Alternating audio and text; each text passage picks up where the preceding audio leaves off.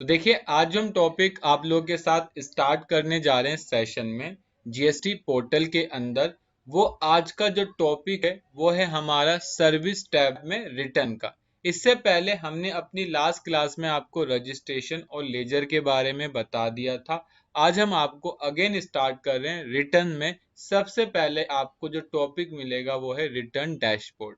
जैसा कि आप सभी जानते हैं कि अगर आप इस टॉपिक पर क्लिक करेंगे तो डायरेक्ट आपको रिटर्न डैशबोर्ड पर ले जाएगा, जहां से आप अपनी जीएसटी R1 या फिर 3 भी भर सकते हैं। अगर आप लोगों को ये पता नहीं चलता कि हम कहां से रिटर्न पर जाएं और अपनी जीएसटी R1 3 या जीएसटी R4 फाइल करें, तो आपको सर्विस टैब में आना है, वहां पर रिटर्न में और रिटर्न डैशबोर्ड पर क्लिक करना है। और जैसे ही आप रिटर्न डैशबोर्ड पर क्लिक करोगे तो यहाँ पर आपका फाइनेंशियल ईयर, आपका क्वार्टर, आपका पीरियड मिलेगा और उसके बाद बस आपको यहाँ पर सर्च बटन पर क्लिक कर देना है। तो आपकी जो भी रिटर्न होगी, चाहे वो जीएसटी R1 हो, जीएसटी R3 भी हो, वो सब आपको शो हो जाएगी और आप यहाँ से फाइल कर सकते हैं।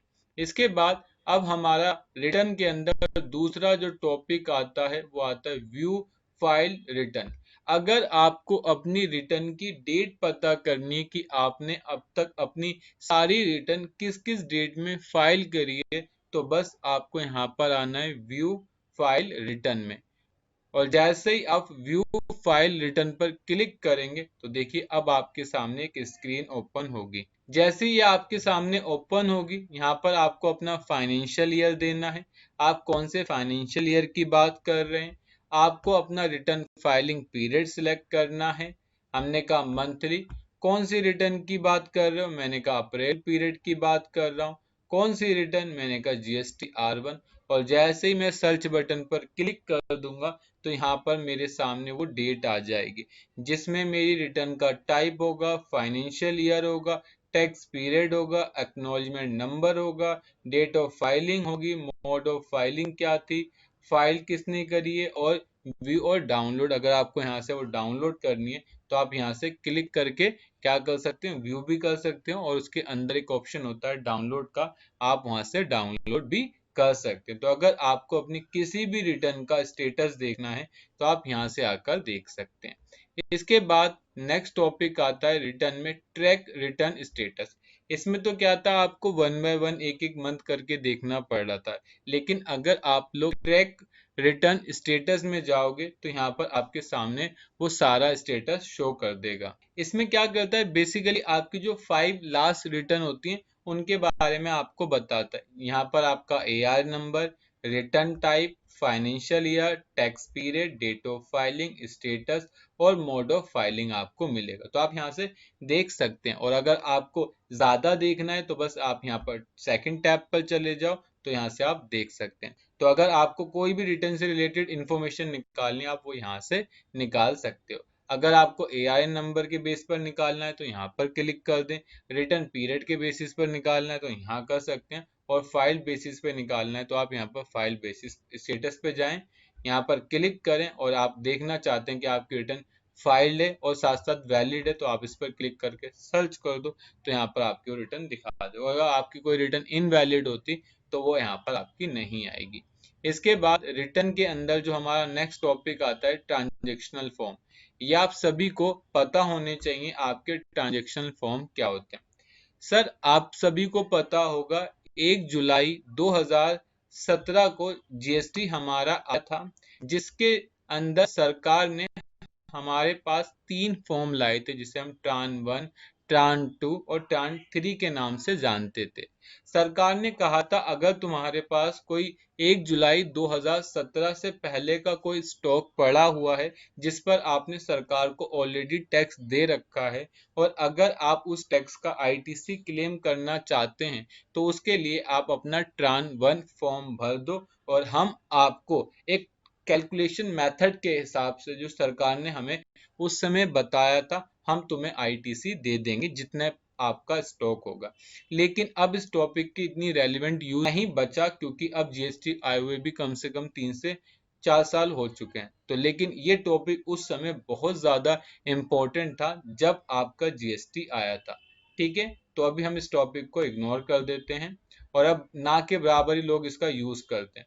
रिटर्न के बाद अब नेक्स्ट टॉपिक आता है आपका ITC फॉर्म। ये आपके लिए बहुत अच्छा फॉर्म है, हम इस फॉर्म के बारे में डिस्कस कर लेते हैं। ITC का मतलब मैंने आपको GSTR 3B में बताया था। ITC का मतलब होता है इनपुट टैक्स क्रेडिट। ऐसे ही हमने उस पर क्लिक किया तो देखिए अब हमारे सामने बहुत सारे फॉर्म ओपन हो रहे हैं जिसका आप यूज करके बहुत सारा काम कर सकते हैं। सबसे पहले मैं आपके साथ फॉर्म जो बात करूंगा ITC वो 04 की बात करूंगा। जैसे अगर आप लोग एक मैन्युफैक्चरर हो और किसी प्रोडक्ट को बनाते हो, चाहे वो गारमेंट सेक्टर से रिलेटेड करता हो या फिर वो अदर देन गारमेंट सेक्टर से रिलेटेड करता हो, मतलब आप मैन्युफैक्चरिंग वर्क करते हो, किसी चीज को बनाने का काम करते हो, तो उस केस में सरकार ने कहा है कि आपको अपनी GSTR 1 भी भरनी है, 3B भी भरनी है और साथ साथ क्वार्टरली आपको ITC 04 भरना है कि आपको हमें बताना है कि आपने किस किस जॉब वर्कर से कौन कौन सा काम कराया है और कितना माल अभी जॉब वर्कर पे पड़ा हुआ है। तो अगर आप मैन्युफैक्चर हो तो उसके लिए आप भरोगे ITC 04। तो ITC 04 क्वार्टरली हर एक मैन्युफैक्चर भरता है, जिसमें सरकार को वो इंफॉर्मेशन देता है कि इतना माल उसने इश्यू कर रखा है जॉब वर्कर को और इतना उसने बनाकर दे दिया। तो अगर आप लोग ऐसे काम करते हो तो उसकी सारी इंफॉर्मेशन इसके अंदर जाएगी। क्या सर इसके बारे में आप और बताओगे कैसे रिटर्न भरना है? नहीं, इसके बारे में हम अपनी जब इसकी क्लास चलेगी तब हम बताएंगे कि आप ITC 04 को किस तरीके से भर सकते हो। इसके बाद एक और होता है आपका ITC 03, जिसे बोलते हैं हम लोग ITC reversible payment of tax under section 18 subsection 4। अगर तुमने किसी बिल का एक्स्ट्रा क्लेम कर लिया और अब तुम्हें उसको वापसी करना है अंडर सेक्शन 18 सबसेक्शन 4 के हिसाब से, तो उसके लिए आपको ITC 03 फॉर्म भरना पड़ता है। आपको यहाँ पर आना है, इस फॉर्म को भरना है और जो भी आपने एक्स्ट्रा क्लेम किया था उसे आपको यहाँ से रिफंड कर देना है। इसके बाद आपका एक नेक्स्ट टॉपिक आता है ITC 02A। अगर आपकी डेथ हो जाती है और आप चाहते हो कि मेरे पास जो भी टैक्स बचा हुआ है वो मेरे नॉमिनी को मिल जाए या जो मेरा लीगल हेयर है उसको मिल जाए, तो उसके लिए हम भरते हैं GST ITC 02A। मैं दोबारा रिपीट करता हूँ, मान लो मिस्टर ए था, उसके पास GST का पोर्टल था, वो काम कर रहा था, लेकिन सडनली उसकी डेथ हो जाती है और जैसी डेथ हो जाती है तो उसका पैन नंबर था वो हम ये मान लेते हैं बंद हो गया, क्योंकि पैन नंबर के बेस पर ये GST चलता है। तो मान लो और वो जो मिस्टर ए थे वो मिस्टर बी के फादर थे, तो अब मिस्टर ए का जो भी ITC होगा वो उनके सन को ट्रांसफर कर दिया जाएगा। और वो किस तरीके से किया जाएगा? इसी के अंदर किया जाएगा ITC 02A के अंदर। तो आप याद रखना ITC 02A का यूज किया जाता है बेसिकली एक पर्सन से दूसरे पर्सन के अंदर ITC ट्रांसफर करने के लिए। लेकिन अगर आप कहते हो नहीं सर मुझे अपना ITC वैसे ट्रांसफर करना है, डेथ नहीं हुई है, किसी और केस में ट्रांसफर करना है, तो उसके लिए आपको फॉर्म भरना है ITC 02।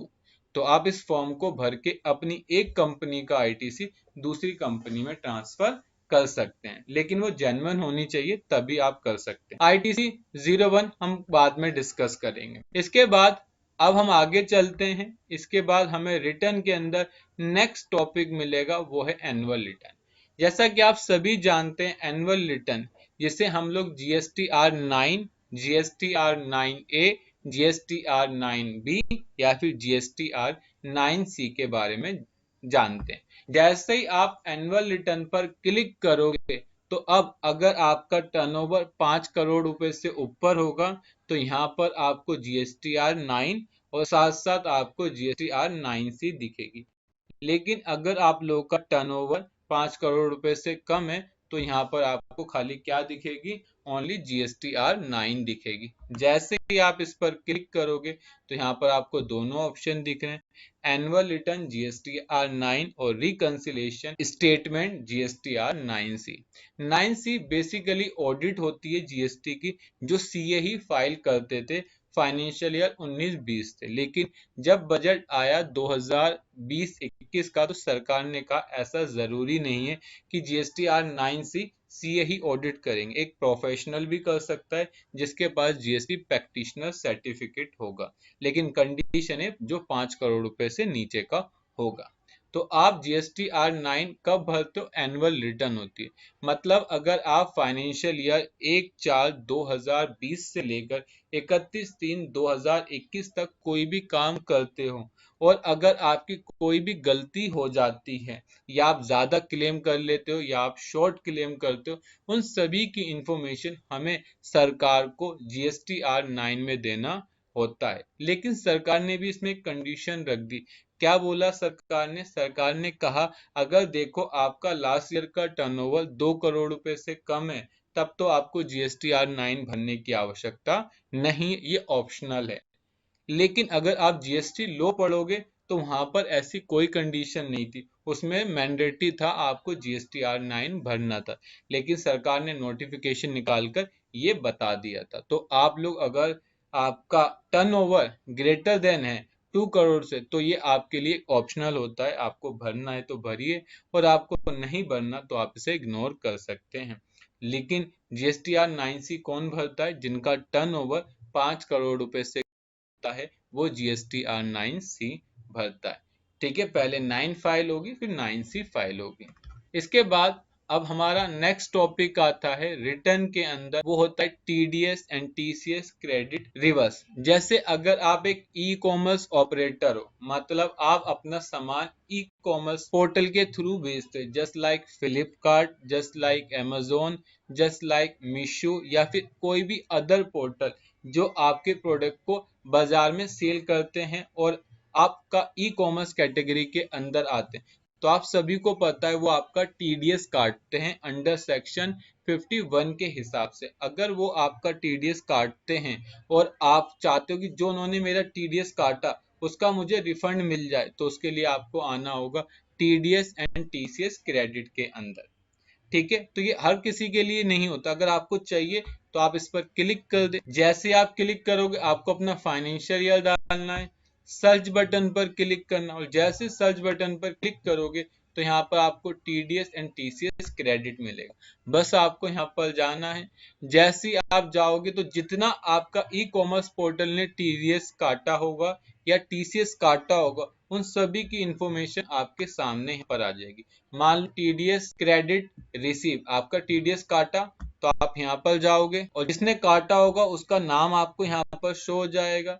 बस आपको कुछ नहीं करना है, यहाँ पर एक चेकबॉक्स आएगा उसको टिक करके क्या कर देना है, एक्सेप्ट, कि जो मेरा TDS काटा है वो बिल्कुल सही है, मैं उसके लिए एक्सेप्ट करता हूँ। बस तुम्हें यहाँ पर चेक बॉक्स पे क्लिक करके क्या कर देना, एक्सेप्ट, और जैसे ही आप एक्सेप्ट करोगे तो जो भी बैलेंस होगा वो सब आपका यहाँ पर शो हो जाएगा। उसके बाद आपको क्या करना है, इस पर क्लिक करना है, प्रोसीड टू फाइल करना है और आपकी TDS और TCS की रिटर्न फाइल हो जाएगी और जो भी पैसा आपका उसने काटा होगा वो सब आपके कैश लेजर में आ जाएगा। तो ऐसा हर एक ई कॉमर्स ऑपरेटर करता है। अगर आप भी एक ई कॉमर्स ऑपरेटर हो तो प्लीज आप मंथली अपनी एक TDS और TDS की रिटर्न फाइल करो। GST की बात कर रहा हूँ मैं, इनकम टैक्स डिपार्टमेंट की नहीं बात कर रहा, उसका लो अलग है और GST का TDS और TCS का लो अलग है। ये देखो, TDS बेसिकली गवर्नमेंट सेक्टर वालों के ऊपर लगता है और TCS ई कॉमर्स ऑपरेटर के लिए लगता है। अगर आप गवर्नमेंट संस्था के साथ कोई कॉन्ट्रैक्ट करते हो और कॉन्ट्रैक्ट की कीमत 2.5 लाख रुपए से ज्यादा की होती है, या 2.5 लाख या 3 लाख रुपीस का अमाउंट है, मुझे अभी एग्जैक्ट याद नहीं है, तो इतना अमाउंट उससे ऊपर होगा तो वो आपका TDS काटेगा 1%। तो जब वो आपका TDS काटेगा तो उसकी जो भी इंफॉर्मेशन होगी आपको यहाँ आ जाएगी, उसे आपको एक्सेप्ट करना और रिटर्न फाइल कर देना। तो जो भी आपका अमाउंट होगा वो आपके कैश लेजर में आ जाएगा और यहाँ भी लिखा हुआ है accepted TDS amount will be added to your cash ledger, वो आपके किस में ऐड हो जाएगा, कैश लेजर में ऐड हो जाएगा। इसके बाद हमारा जो नेक्स्ट टॉपिक आता है वो आता है tax liability and ITC comparison. ये टॉपिक ऑडिट के अंदर सबसे ज्यादा यूज होता है। अगर आप लोगों की फर्म ऑडिट होती है तो आपके अकाउंटेंट या फिर CA आपकी डाटा को मैच करते हैं आपके बुक्स ऑफ अकाउंट से और आपके जीएसटी पोर्टल को भी मैच करते हैं। उसके लिए वो कहीं नहीं जाते, वो यहीं आते हैं। कहां पर? Tax liability and ITC comparison. इसके अंदर आपको सारी इंफॉर्मेशन मिल जाएगी कि आपका जीएसटी में कितना क्लेम था, आपने कितना क्लेम कर लिया। जैसे मान लो मैंने रिटर्न भरी तो मैंने सरकार से 100 रुपए का क्लेम कर लिए, जबकि मेरे जीएसटी पोर्टल पे जिनसे मैंने माल खरीदा उन्होंने 90 रुपए की इंफॉर्मेशन दी। तो उनकी चीजें या उनकी जो भी इंफॉर्मेशन है वो सब आपको यहाँ से मिल जाएगी। जैसे मैंने फाइनेंशियल ईयर 2021 लिया, जैसे ही मैंने फाइनेंशियल ईयर 2021 लेकर सिलेक्ट किया तो अब देखिए मेरे सामने यहाँ पर आपको कुछ ऑप्शन मिलेंगे, जिसमें सबसे पहला ऑप्शन होगा tax liabilities and ITC statement. ये आपको बता रहा है कि आपने जीएसटी R1 में अप्रैल मंथ में 0 की फिगर दिखाई थी फाइनेंशियल ईयर 2021 में, और आपकी जीएसटी R3B में भी 0 थी। इसका मतलब जो मैंने 1 के अंदर दिखाई वही मैंने 3B के अंदर दिखाई। जबकि एज पर मेरी जीएसटी R3B या मेरे 2A के अंदर कितना बैलेंस आ रहा था? 5376 रुपए 2 पैसे, मतलब 5376 रुपए आ रहे थे। लेकिन मैंने अप्रैल मंथ में क्लेम नहीं किया, लॉकडाउन था। इसके बाद मई के अंदर मैंने जीएसटी R1 में इतनी सेल दिखाई, जीएसटी R3B में इतनी सेल दिखाई। ठीक है, तो सेम है, लेकिन जबकि मेरे 2A के हिसाब से कितना आना चाहिए था? 2135, और 2A के हिसाब से कितना आना चाहिए था? 2100। लेकिन आप मेरा डाटा देखेंगे तो मेरा डाटा नीचे तक मैच हो रहा है। मतलब मैंने जो जीएसटी R1 में इंफॉर्मेशन दिखाई वही 3B में दिखाई। लेकिन बहुत से लोग क्या करते हैं, जो जीएसटी R1 में दिखाते हैं वो 3B में नहीं दिखाते, जो 3B में दिखाते हैं वो 1 में नहीं दिखाते, जिससे यहाँ पर उनका रेड कलर का आइकन मिलता है, जिससे सरकार को ये पता चलता है आप जीएसटी R1 में गलत दिखा रहे हो, 3B में या फिर गलत दिखा रहे हो। तो प्लीज कोशिश करें कि दोनों आपस की मैच होती रहे। ठीक है, हमारा मैच हो रहा है, हमारे में कोई दिक्कत नहीं आ रही। इसके बाद अगर आप नीचे आओगे तो आपको यहाँ पर एक टॉपिक मिलेगा जो है input tax claim and due other than import of goods. अगर आपने परचेज की है इंडिया में और आप देखना चाहते हो कि आपने कितना आईटीसी क्लेम किया है और आपके जीएसटी R2A के अंदर कितना आ रहा है, तो बस आपको यहाँ पर क्लिक करना है, बस आपको यहाँ पर क्लिक करना है। जैसे ही आप क्लिक करोगे तो ये आपको बता रहा है कि आपने जीएसटी R3B के अंदर टेबल नंबर 4 के अंदर आपने सीजीएसटी में इतना क्लेम किया, एसजीएसटी में इतना क्लेम किया, जबकि आपके जीएसटी R2A के अंदर कोई बिल आ नहीं रहे। सर जीएसटी R2A क्या होता है? जीएसटी R2A वो टेबल होती है कि जिससे हम माल खरीदते हैं, वो अगर अपनी रिटर्न भरता है तो वो सारी किसके अंदर आ जाती है? जीएसटी R2A के अंदर आ जाती है। लेकिन हमारे साथ तो ऐसा हुआ नहीं अप्रैल मंथ में, तो इसका मतलब मैंने कितने रुपए का ज्यादा क्लेम कर लिया? 2688 रुपए का एक्स्ट्रा क्लेम कर लिया। तो सरकार ने कहा कि आपने इस महीने क्लेम किया। सरकार ने कुछ नहीं कहा। सरकार क्या करती है, जब आप नीचे आते हो तो यहाँ पर सरकार चेक करती है कि आपने एक्चुअल में कितना क्लेम किया। आपने कितना क्लेम किया? 9854 रुपए का क्लेम किया, जबकि आपका बनता कितना था? 7610 रुपए का क्लेम बनता था। ऐसे ही आपने सीजीएसटी में कितना क्लेम किया? 24,717 रुपए। आपका बनता कितना था? 22,658 रुपए। तो टोटल मिलाकर मैंने कितना एक्स्ट्रा क्लेम कर लिया? तो यहाँ पर आपको मिल जाएगा सीजीएसटी में इतना, एसजीएसटी में इतना और आईजीएसटी में इतना, मतलब आपने इतना क्लेम एक्स्ट्रा कर लिया। अब जब मैं अपनी नेक्स्ट रिटर्न भरूंगा या तो मैं उसमें एडजस्टमेंट करूंगा या फिर मैं अपनी जब जीएसटी R9 भरूंगा तो सरकार को बताऊंगा कि सरकार मैंने इतना क्लेम एक्स्ट्रा कर लिया, इस क्लेम को मैं आपको वापस कर रहा हूं। या तो मैं कैश लेजर के थ्रू करूंगा या जो मेरा क्रेडिट लेजर है उससे अपना टैक्स कम कर लूंगा। तो ये जरूरी होती है आप सभी के लिए, जितने भी अकाउंटेंट हैं या जो भी फर्म में काम कर रहे हैं, चाहे वो एज अ ओनर है, हम हमेशा 31 मार्च को ये जरूर चेक करें कि आपकी आईटीसी जो लायबिलिटी रजिस्टर है वो आपके बुक से मैच हो रहा है या नहीं हो रहा। और साथ साथ आप ये भी चेक करें कि जो मैंने इनपुट क्लेम किया है क्या वही क्लेम पोर्टल पे आ रहा है। ऐसा तो नहीं मुझे क्लेम करना था 1 लाख जबकि क्लेम किया 80,000, या फिर ऐसा मुझे क्लेम करना था 1,20 मैंने क्लेम कर लिया 1,40। तो उन सभी की जो इन्फॉर्मेशन है वो यहाँ से मिलती है, तो आप इसे अपने पास डाउनलोड करके रख सकते हैं। इसके बाद हमारा अब एक नेक्स्ट टॉपिक आता है रिटर्न के अंदर, वो होता है ऑप्ट इन क्वार्टरली। ये अभी नया आया है 5 दिसंबर 2020 से, कोई एक नया ऑप्शन आया जिसका नाम है opt in for quarterly return. अगर आप लोग अपनी रिटर्न क्वार्टरली फाइल करना चाहते हैं GSTR 1 और GSTR 3 भी, तो बस आपको यहाँ पर जाना है। जैसे ही आप यहाँ पर जाओगे तो आपको सबसे पहले अपना फाइनेंशियल सिलेक्ट करना है, और उसके बाद सरकार आपसे पूछेगी कि आपको जो अपनी रिटर्न भरनी है वो क्वार्टरली बेस पे भरनी है या फिर मंथली बेस पर। देखो जैसे ही मैंने अब सर्च बटन पर क्लिक किया तो ये मुझसे कह रहा है कि सर आप जो अप्रैल मई और जून की रिटर्न भरेंगे वो आप मंथली बेसिस पर भरेंगे, अब ये चेंज नहीं हो सकती। हाँ, लेकिन जो आपकी सेकंड क्वार्टर है आप उसे क्वार्टरली बेस पर कर सकते हैं। जैसे आप क्वार्टरली पर क्लिक करेंगे उसके बाद आप सेव कर देंगे तो इसका मतलब आपकी जो भी रिटर्न होगी फिर आपकी क्वार्टरली बेसिस पर जाएगी, जिसमें आपको GSTR 1 नहीं भरना, उसमें आपको अपनी IFF भरना है। तो आप यहाँ से अपनी रिटर्न को क्या कर सकते हैं, मंथली से क्वार्टरली और क्वार्टरली से मंथली कर सकते हैं। इसके बाद अब हमारा नेक्स्ट टॉपिक आता है रिटर्न के बाद पेमेंट का। पेमेंट में आओगे तो यहाँ पर आपको सबसे पहले मिलेगा क्रिएट चालान। अगर आपको चालान बनाना है तो आप यहाँ पर डायरेक्ट क्रिएट चालान पर क्लिक कर दें। जैसे ही आप क्रिएट चालान पर क्लिक करेंगे आपके सामने सबसे पहले एक मैसेज आएगा रीजन फॉर चालान, जिसमें लिखा होगा रीजन फॉर चालान monthly payment for quarterly return, जिसमें सरकार आपसे पूछेगी क्या आपने QRMP स्कीम में गए हो। अगर आप लोग QRMP स्कीम में गए हो तो आपको इस पर क्लिक करना है। जैसे आप इस पर क्लिक करोगे फिर वो आपसे पूछेगा आपका फाइनेंशियल ईयर क्या है, आपका पीरियड क्या है, और आप अपनी जो भी चालान की पेमेंट कर रहे हैं वो 35% ऑफ चालान करेंगे या फिर 100%। अगर आपको 35% करना है तो आपको इस पर क्लिक कर देना है, और आप कहते नहीं सर मैं 35% नहीं करना चाहता, या जो QRMP स्कीम के अंदर जो कंडीशन है उसके हिसाब से नहीं करना चाहता, मैं खुद अपनी मर्जी से टैक्स भरना चाहता हूँ, तो उस पर आप किस पर क्लिक कर देंगे, चालान ऑन सेल्फ असेसमेंट बेस, बस आपको इस पर क्लिक कर देना है।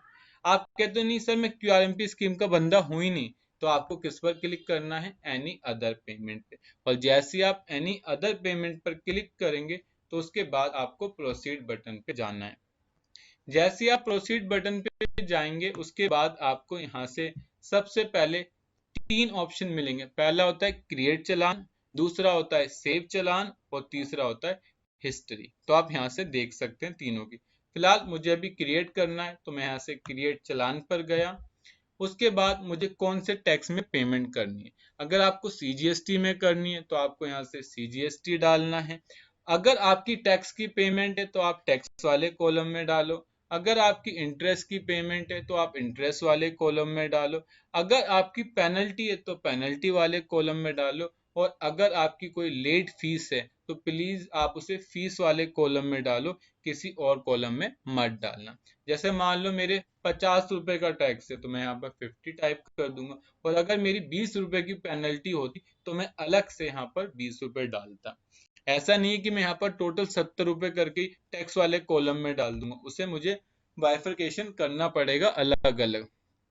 कैसे कि टैक्स की पेमेंट 50 रुपए में और फीस 20 रुपए की, ऐसी अगर SGST में तो यहाँ पर 50 रुपए और यहाँ पर आपके 20 रुपए, टोटल मिला के कितनी पेमेंट होगी, 140 रुपए की पेमेंट होगी। इसके बाद आपका पेमेंट ऑफ मोड आता है। आप 3 तरीके से पेमेंट कर सकते हैं।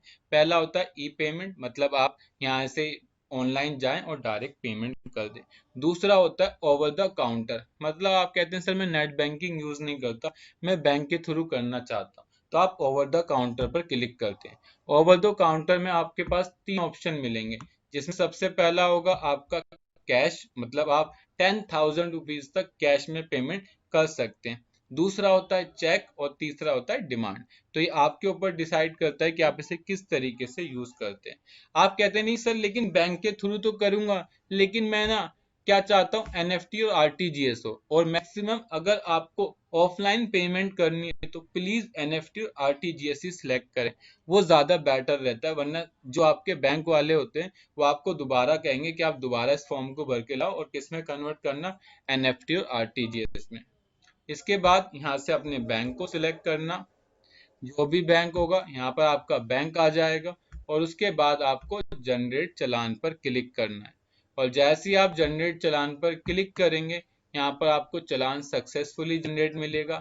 यहाँ पर आपको सीपीएन नंबर, चालान की डेट, चालान का एक्सपायरी कब होगा, ठीक है, टैक्स पेयर क्या है, उसकी ईमेल आईडी, उसका मोबाइल नंबर, और नीचे आपको यहाँ पर मिलेगा एनएफटी, आरटीजीएस, ठीक है, IFSC code, HDFC bank, remitted bank this, ठीक है, beneficiary name, GST, beneficiary account number this, amount इतना, और बेनिफिशियरी आईएफएससी इतना। तो यहाँ पर सारी इंफॉर्मेशन आपकी मिल जाएगी और आप इसे बैंक में सबमिट कर सकते हैं। इसके बाद अगर हम पेमेंट में जाएं तो अब हमारे पास आता है कि अगर आपने अब तक जितने चालान सेव किए हैं, अगर आपको उसकी इंफॉर्मेशन निकालनी है तो आप कहाँ जा सकते हैं, सेव चालान के अंदर जाकर वो देख सकते हैं। और अगर आपको कोई भी हिस्ट्री देखनी है चालान की तो आप कहाँ पर जाओ, चालान हिस्ट्री में आओ, यहाँ पर आकर आप चालान की हिस्ट्री देख सकते हैं। जैसे ही आप चालान हिस्ट्री में आएंगे तो जितनी आपने पेमेंट करी होगी वो यहाँ पर आपको मिल जाएगी। साथ साथ यहाँ पर देखना जो चालान पेड हो जाएंगे उनके आगे पेड मिलेगा, और जो पे नहीं होंगे वहां लिख के आएगा नॉट पेड, ठीक है। इसके बाद आगे चलते हैं। अब हमारा पेमेंट के अंदर नेक्स्ट टॉपिक आता है, वो है इंस्टॉलमेंट कैलेंडर।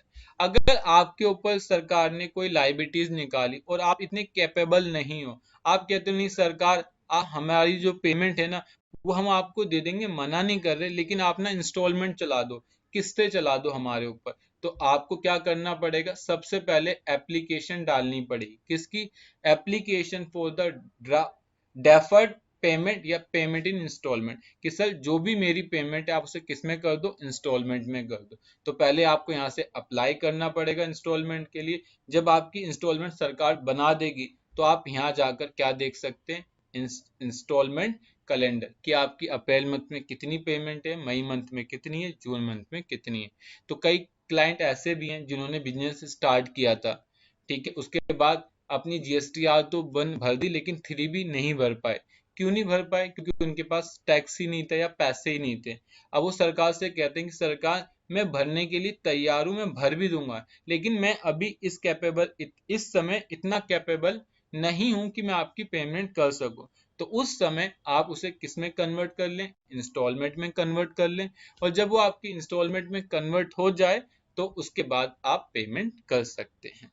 और लास्ट जो ऑप्शन है पेमेंट का है वो है आपका कंप्लेंट। सपोज करो आपने टैक्स की पेमेंट कर दी, आपकी टैक्स की पेमेंट सरकार को नहीं गई, या इन कोई भी प्रॉब्लम हो गई जिससे आपकी पेमेंट बीच में ही रुक गई, आप चाहते हो कि मैं उस पेमेंट की क्या देख लूं, कि कंप्लेंट करना चाहता हूं, तो उसके लिए आपको जीएसटी पीएमटी 07 भरना है। और जैसे ही आप जीएसटी पीएमटी 07 भरेंगे तो सरकार आपको एक टोकन नंबर देगी, और विद इन 24 घंटे के अंदर जो भी आपका टैक्स का अमाउंट था वो आपके कैश लेजर में शिफ्ट कर दिया जाएगा। तो कई बार ऐसा होता है कि जब हम पेमेंट करते हैं तो पेमेंट जा नहीं पाती है, या हो सकता है नेट स्लो हो गया, या पोर्टल हैंग हो जाता है। तो उसके लिए सरकार ने ये फॉर्म निकाला है जीएसटी पीएमटी 07।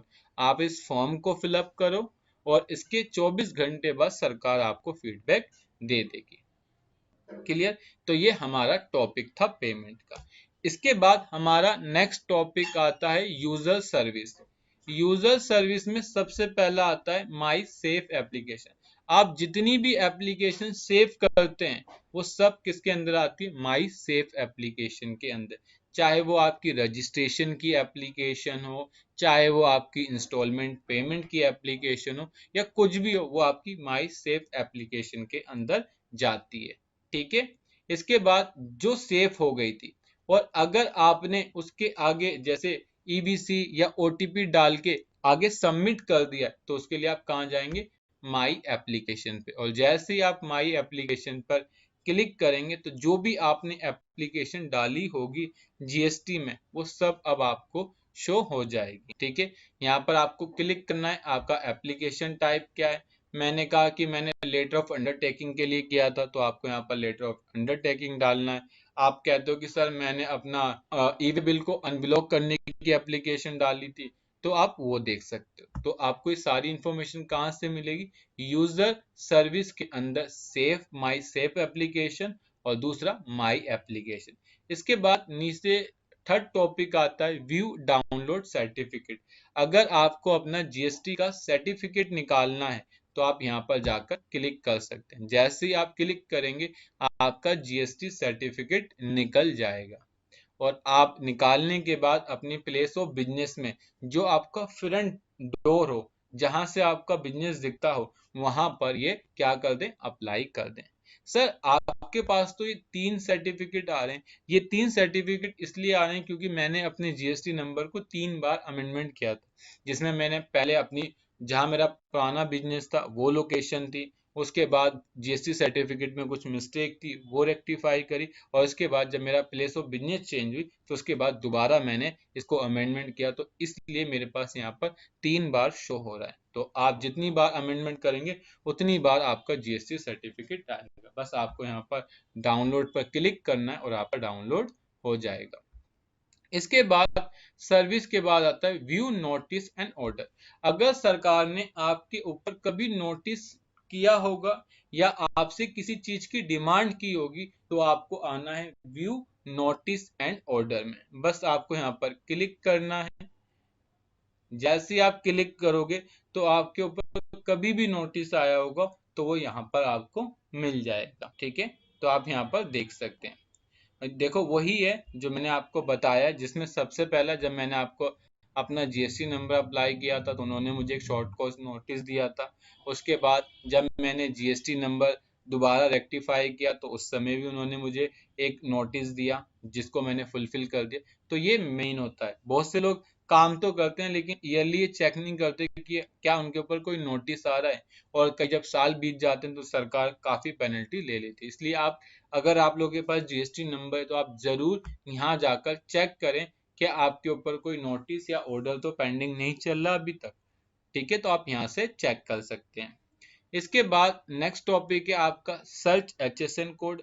अगर आपको अपना एचएसएन कोड के बारे में पता करना है, उसकी डिस्क्रिप्शन या उसके 6 डिजिट या 8 डिजिट, तो आप यहाँ आके पता कर सकते हैं। अगर आपको अपने एचएसएन कोड का नाम पता है तो वेल एंड गुड, और नहीं पता तो आप सबसे पहले यहाँ पर उसका नाम टाइप करें।